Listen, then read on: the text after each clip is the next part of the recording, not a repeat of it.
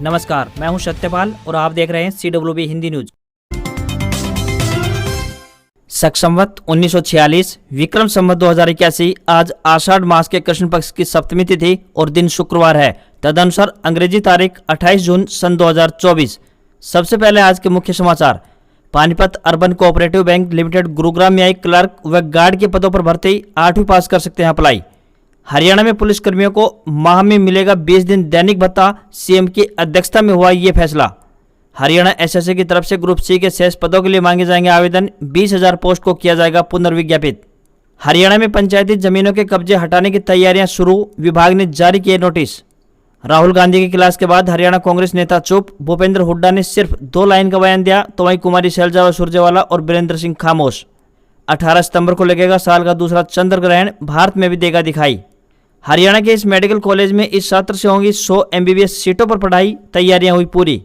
Haryana cabinet में फैसला, family ID में इनकम ठीक करवाने के लिए सेल्फ डिक्लेरेशन फॉर्म देना होगा।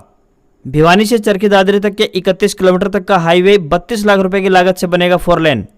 1 जुलाई से बदलने वाले हैं कुछ नियम, आपकी जिंदगी से जुड़े हो सकते हैं ये अहम नियम।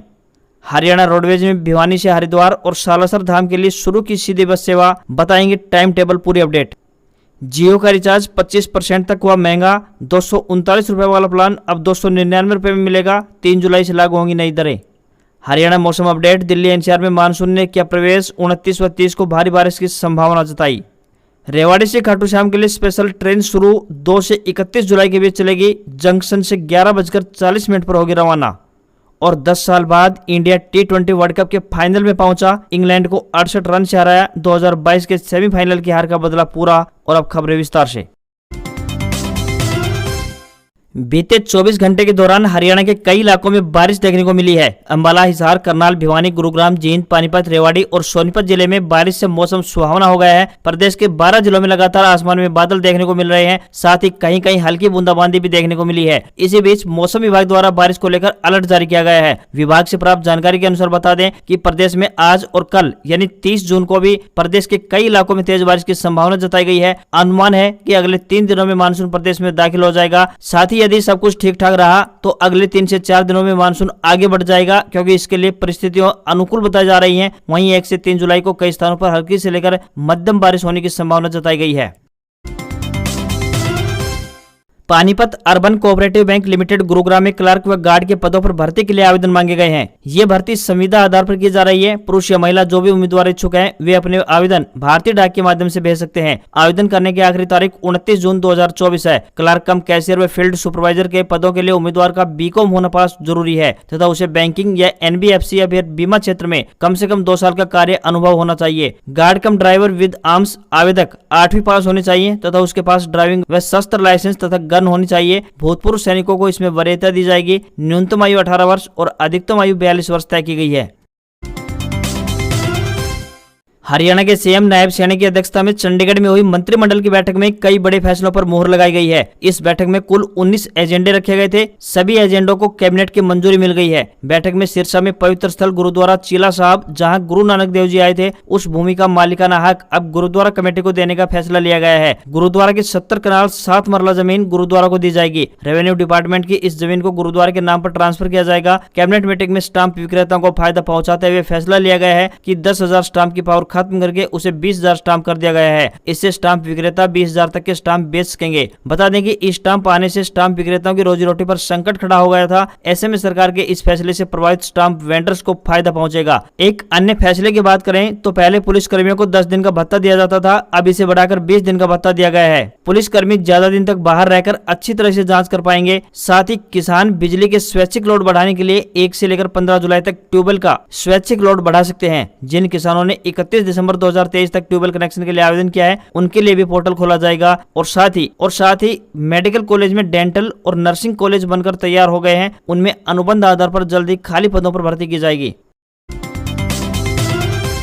हरियाणा कर्मचारी चयन आयोग यानी HSSC ने पंजाब एवं हरियाणा हाईकोर्ट के फैसले के अनुसार काम करना शुरू कर दिया है। बीती 25 जून को आयोग ने ग्रुप सी के CET का संशोधित परिणाम जारी कर दिया है, यानी कि सामाजिक व आर्थिक मानदंड के बिना CET में प्राप्त अंकों के आधार पर यह रिजल्ट घोषित हुआ है। अब हाईकोर्ट के फैसले के अनुसार ग्रुप सी के बचे हुए लगभग 20,000 पदों को पुनर्विज्ञापित किया जा रहा है। यह विज्ञापन कभी भी जारी हो सकता है। आयोग इस पुनर्विज्ञापित पदों के लिए CET के संशोधित रिजल्ट अनुसार आवेदन करने के लिए मांग करेगा। अब सरकार के पास भर्तियों को पूरा करने का काफी कम समय बचा है, इसलिए आयोग पूरी तेजी से काम कर रहा है। सरकार के पास अब पंजाब एंड हरियाणा हाईकोर्ट में सुप्रीम कोर्ट के फैसले को मानने के अलावा और कोई भी विकल्प नहीं बचा है। हरियाणा के भिवानी से चरखी दादरी तक के बीच के 31 किलोमीटर लंबे 4 लेन हाईवे के जल्दी ही अच्छे दिन आने वाले हैं। 5 साल बाद इस हाईवे का 32,24,000 रुपए के बजट से कायाकल्प किया जाएगा। दादरी मंडल द्वारा इस हिस्से की मरम्मत के लिए रूपरेखा तैयार कर दी गई है। बजट की मंजूरी मिलना बाकी है, इसके बाद टेंडर जारी कर दिए जाएंगे। पंचकुला की कंपनी मान बिल्डर्स को इसके जीर्णोद्धार का काम सौंपा गया है। आने वाले 5 सालों तक इसके मेंटेनेंस और रख रखाव की जिम्मेदारी भी इसी कंपनी की रहेगी। इसके मरम्मत में 6 महीने से लेकर 2 साल का वक्त लग सकता है। यह मार्ग नारनौल महेंद्रगढ़ को भिवानी और चरखी दादरी से जोड़ने का काम भी करता है। जब से यह बना है तब से इसकी एक बार भी मरम्मत नहीं हुई है। इसके जिस हिस्से की सड़क सबसे ज्यादा खराब हालत में है, वहां पर कंपनी द्वारा सबसे पहले काम शुरू किया जाएगा। बता दें कि चरखी दादरी स्थित भिवानी चौक पर जहां पर ओवरलोड वाहन ज्यादा आते हैं, वहां CC पैटर्न पर सड़कों का निर्माण करवाया जाएगा। हरियाणा परिवहन विभाग ने भिवानी जिले के साथ लगते राज्यों के प्रमुख धार्मिक स्थल सालासर और हरिद्वार के लिए सीधी बस सेवा की शुरुआत कर दी है। सीधी बस सेवा शुरू होने से लोगों का सफर आसान हो जाएगा। भिवानी बस स्टैंड से हरिद्वार के लिए 2 बसें संचालित की गई हैं, जबकि सालासर धाम बालाजी मंदिर जाने के लिए भिवानी डिपो से पानीपत डिपो की बस से सीधी सुविधा मिलेगी। इन बसों के संचालन से तीर्थ यात्रा पर जाने वाले हजारों श्रद्धालुओं को जिले से सीधी बस सेवा का लाभ मिलेगा। तो भिवानी डिपो से हरिद्वार जाने के लिए पहली बस सुबह 9 बजे तथा दूसरी बस सुबह 11 बजे रवाना होगी। वहीं सालासर के लिए पानीपत डिपो की बस वाया भिवानी होकर गुजरेगी, जिसका भिवानी बस स्टैंड से समय सुबह 11 बजे निर्धारित किया गया है।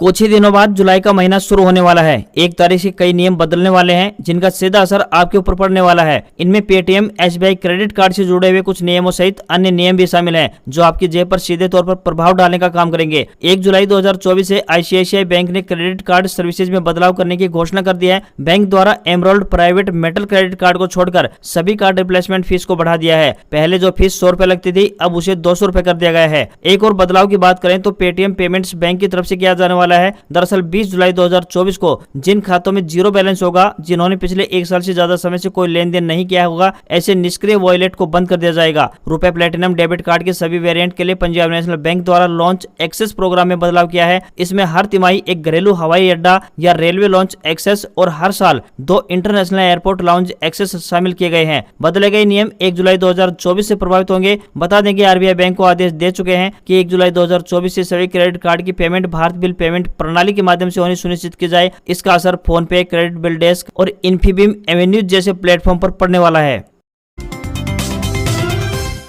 हरियाणा में पंचायती जमीन पर कब्जा करने वालों पर कार्रवाई की तैयारी हो रही है। इस संबंध में पंचायत विभाग की ओर से गांव में अवैध कब्जे हटवाने को लेकर आधिकारिक नोटिफिकेशन जारी किया गया है। इस नोटिस में स्पष्ट किया गया है कि पंचायती जमीन पर कब्जाधारियों के खिलाफ सख्त से सख्त कार्रवाई अमल में लाई जाए। जैसा कि आपको विदित है कि सामलात, देह व अन्य चरागाह भूमि संबंधित ग्राम पंचायत में निहित करती है और उसकी रक्षा करना संबंधित ग्राम पंचायत व शासकीय अधिकारियों एवं कर्मचारियों का दायित्व बनता है। ऐसी भूमियों से नाजायज कब्जे हटवाने के लिए समय समय पर निर्देश जारी किए जाते रहे हैं। ग्राम सामलात भूमि विनियम अधिनियम 1961 की धारा 7 में प्रावधान है कि संबंधित ग्राम पंचायत कोई भी ग्रामवासी, समाज शिक्षा एवं पंचायत अधिकारी तथा खंड विकास एवं पंचायत अधिकारी पंचायतों में निहित सामलात भूमि से नाजायज कब्जा हटवाने के लिए सहायक कलेक्टर प्रथम श्रेणी के समक्ष आवेदन प्रस्तुत कर सकता है, जिस पर सहायक कलेक्टर प्रथम श्रेणी का कर्तव्य बनता है कि उस आवेदन पत्र का निर्णय करते हुए यदि कोई व्यक्ति विशेष नाजायज काबिज पाया जाता है तो उसे बेदखल करके पंचायत को भूमि पर कब्जा दिलवाए। मेडिकल क्षेत्र में भविष्य बनाने की सोच रहे युवाओं के लिए एक अच्छी खबर सामने आई है। हरियाणा की नायब सैनी सरकार ने पंचकुला में मंगल सेन के नाम पर मेडिकल कॉलेज स्थापित करने की सभी तैयारियां पूरी करने का दावा किया है। इस संबंध में विधानसभा स्पीकर ज्ञानचंद गुप्ता भी प्रदेश सरकार के वरिष्ठ अधिकारियों के साथ एक उच्च स्तरीय बैठक कर चुके हैं। बैठक के दौरान अधिकारियों ने बताया कि मेडिकल कॉलेज की पढ़ाई के लिए पंचकुला के सेक्टर 6 स्थित 500 बिस्तर वाले सिविल अस्पताल का इस्तेमाल किया जाएगा। इसके अलावा लेबोरेटरी और लेक्चर हॉल के लिए भवन देखने के लिए 3 वरिष्ठ अधिकारियों की कमेटी का गठन किया गया है, जो कि एक सप्ताह में रिपोर्ट प्रस्तुत करेगी। विधानसभा स्पीकर ज्ञानचंद गुप्ता ने बताया कि उनके पूछने पर अधिकारियों ने उन्हें आश्वस्त किया है कि MBBS के लिए शीघ्र शुरू होने वाले एडमिशन प्रक्रिया के तहत इस मेडिकल कॉलेज में भी दाखिले होंगे। इस मेडिकल कॉलेज का निर्माण होने के बाद जिला पंचकुला और आसपास के लोगों को उच्च स्तरीय चिकित्सा सेवा उपलब्ध होगी। इसके अलावा चंडीगढ़ PGI, GMCH 32 और GMSH 16% निर्भरता भी कम होगी। कांग्रेस के पूर्व अध्यक्ष राहुल गांधी की दिल्ली में लगी क्लास के बाद हरियाणा के कांग्रेस नेताओं ने चुप्पी साध ली है। एक तरफ भूपेंद्र हुड्डा ने मीटिंग के बाद सिर्फ 2 लाइनें कही कि हम चुनाव के लिए तैयार हैं, तो वहीं एकजुट होकर चुनाव लड़ेंगे। मीटिंग बहुत अच्छी रही। वहीं उनके विरोधी गुट की सांसद कुमारी शैलजा, रणदीप सुरजेवाला और पूर्व केंद्रीय मंत्री वीरेंद्र सिंह ने चुप्पी साध रखी है। इन तीनों नेताओं का मीटिंग को लेकर कोई बयान सामने नहीं आया है। साफ है कि हाईकमान के सख्त तेवर देखते हुए कांग्रेस नेता अब बयानबाजी कर विधानसभा टिकट बंटवारे में अपना और अपने ग्रुप का नुकसान नहीं कराना चाहते। खासतौर पर कांग्रेस के टिकट के लिए सर्वे शुरू करने के बाद सब हाईकमान को रिझाने में लगे हुए हैं। हरियाणा में लोकसभा चुनाव के बाद बीजेपी सरकार ने पुलिस विभाग में पहला बड़ा फेरबदल किया है। इसमें कुल मिलाकर 23 IPS और 27 HPS समेत कुल 50 सीनियर अफसरों को बदल दिया गया है। अहम बात यह है कि जिन 3 लोकसभा सीटों पर भाजपा चुनाव हारी थी, वहां के अधिकारियों को भी हटा दिया गया है। उनकी जगह पर जीती हुई सीटों पर तैनात रहे अफसरों को लगाया गया है। इसमें पानीपत के पुलिस कमिश्नर सतीश बालन को हटाकर करनाल के IG सत्येंद्र कुमार को नया CP लगाया गया है। बालन अब झज्जर के पुलिस कमिश्नर होंगे। अंबाला के SP जसनदीप सिंह रंधावा को हटाकर कुरुक्षेत्र भेज दिया गया है। उनकी जगह पर कुरुक्षेत्र के SP सुरेंद्र सिंह भोरिया को लगाया गया है। हिसार के SP मोहित हांडा को करनाल भेज दिया गया है। उनकी जगह पर करनाल के SP दीपक सहारन को भेजा गया है। सरकार ने इस बड़े फेरबदल में 8 जिलों के SSP और 2 पुलिस कमिश्नर बदले हैं। हरियाणा के मुख्यमंत्री नायब सिंह सैनी की अध्यक्षता में गुरुवार को चंडीगढ़ में कैबिनेट मीटिंग हुई। मीटिंग में कुल 19 एजेंडे रखे गए। सभी एजेंडों पर कैबिनेट बैठक में मंजूरी मिल गई है। लोग समाधान शिविर में पहुंचकर परिवार पहचान पत्र यानी PPP में अब इनकम ठीक करा सकेंगे। जिन लोगों की इनकम ज्यादा हो गई थी और अब कम करवाना चाहते हैं, तो वे सेल्फ डिक्लेरेशन फॉर्म भरकर ठीक करा सकते हैं। मुख्यमंत्री ने कहा कि कॉमन सर्विस सेंटर यानी कि CSC सेंटर की गलतियों के कारण लोगों को परेशानी का सामना करना पड़ रहा है, वे खुद फॉर्म में अपनी आय भरकर दे सकेंगे। हरियाणा में विधानसभा का चुनाव का समय नजदीक आते ही सभी दलों के नेताओं ने कमर कसनी शुरू कर दी है। विधानसभा चुनाव को लेकर नेता अपनी तैयारियों में जुटे हुए हैं। इसी कड़ी में कांग्रेस विधायक दल के उपनेता एवं नूंह विधायक चौधरी आफ्ताब अहमद ने कार्यकर्ताओं के साथ बैठकों का दौर शुरू कर दिया है। नूंह में बस अड्डे के पास स्थित कांग्रेस कार्यालय पर गुरुवार को नूंह विधायक चौधरी आफ्ताब अहमद ने कार्यकर्ताओं के साथ बैठक की। कार्यकर्ताओं को संबोधित करते हुए चौधरी आफ्ताब अहमद ने कहा कि आगामी 7 जुलाई को नूंह की नई अनाज मंडी में कांग्रेस की रैली होने जा रही है। इस रैली में चौधरी भूपेंद्र सिंह हुड्डा, प्रदेश अध्यक्ष उदयभान, गुरुग्राम लोकसभा प्रत्याशी रहे राजबब्बर सहित अन्य कांग्रेस नेता पहुंचने वाले हैं। उन्होंने आगामी रैली के सफल आयोजन को लेकर कार्यकर्ताओं को दिशा निर्देश भी जारी किए।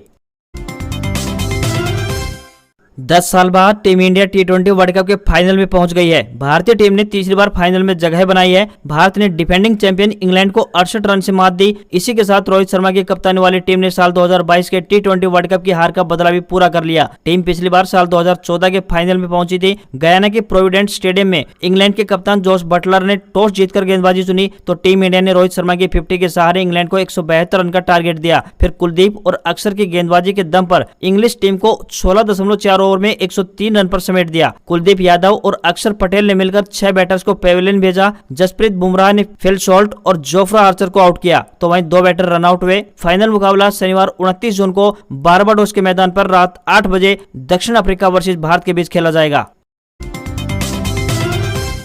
भारतीय शेयर बाजार ने लगातार तीसरे दिन ऑल टाइम हाई बनाया है। सेंसेक्स 568 अंक की बढ़त के साथ 79,243 के स्तर पर क्लोज हुआ, तो निफ्टी में भी 175 अंकों की बढ़त देखने को मिली। ये 24,044 के स्तर पर क्लोज हुआ। मेटल, एनर्जी और IT शेयर्स में सबसे अधिक तेजी दिखाई दी। वहीं 10 ग्राम 24 कैरेट सोना 270 रुपए गिरकर 71,730 के स्तर पर पहुंच गया है। हालांकि 1 किलोग्राम चांदी की कीमत में कोई बदलाव देखने को नहीं मिला और ये 90,000 के स्तर पर बनी हुई है। वहीं दिल्ली में 10 ग्राम 22 कैरेट सोने की कीमत 65,900 रुपए और 10 ग्राम के 24 कैरेट सोने की कीमत 71,880 रुपए पहुंच गई है। आज खबरों में बस इतना ही। देखते रहिए आपका अपना हरियाणा का सबसे बेहतरीन news channel CWB Hindi news. नमस्कार। इसी आशा के साथ आपका दिन शुभ रहे।